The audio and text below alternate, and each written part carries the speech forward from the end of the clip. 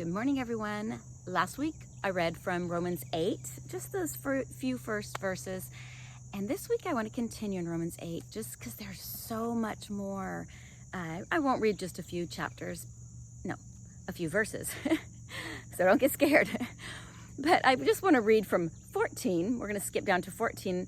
For as many as are led by the Spirit of God, they are the sons of God. We were talking about walking after the Spirit and not after the flesh, not after our carnal mind, our carnal man, our fleshly man, but after our spirit man, the real man within us.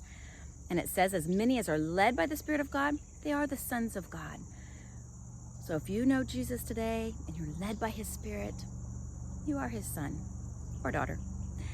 And 15, for you have not received the spirit of bondage again to fear, but you have received the spirit of adoption, whereby we cry, Abba, Father. The Spirit itself beareth witness with our spirit that we are the children of God. I love that part where it talks about you have received the adoption. Adoption is so powerful. It is that you might not have been a child of this person or a child of God, but now you are adopted and it is legally binding. It's a covenant between you and your maker, between you and that parent. It's pretty powerful. And then in 16 it says, the Spirit itself beareth witness with our spirit that we are the children of God. And if children, then heirs, heirs of God and joint heirs with Christ. If so be that we suffer with him, we may also be glorified together. So that 17, it says, if children, then heirs. That's H-E-I-R, heirs. And you know what an heir is? If I am an heir of a millionaire, guess what? I receive what he has or she has. If I am an heir of a king, I am now the queen. If I'm an heir of my parents, which I am, I receive what they have when they go on to be with the Lord, when they go on to die in the flesh here. An heir receives what that parent has left for them, what that person has left to the beneficiary.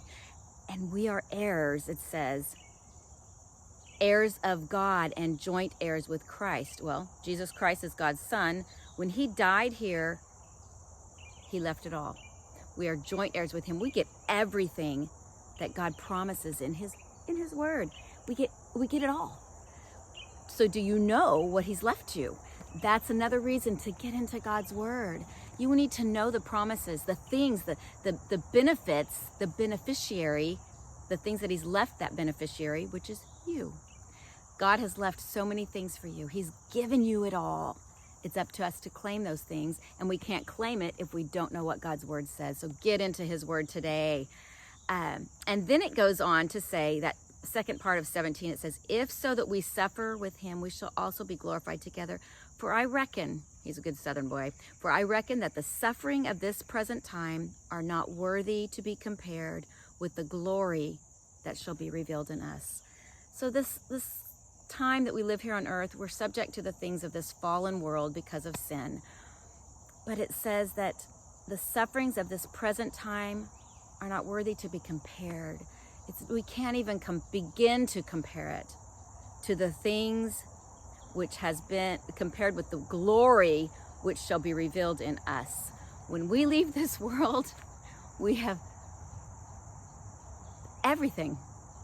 We're also promised things here, but we can't even compare the suffering that we go through here, the pains, the hurts, the grief, that can't even be compared to what God has in store for us. So just have hope. God has a lot in store for you. He has you as an heir here to receive his promises while you're here. But then for the hereafter, God has things that we can't even begin to compare anything in this world to. Be encouraged today. You are an heir of God. Claim his promises that he has for you. He's promised you so much. Get into God's word, read it, study it, know what God has for you, know how you're supposed to live. It's our roadmap. And then know that we have hope here after. We have blessed promise when we leave this earth. Have a good week.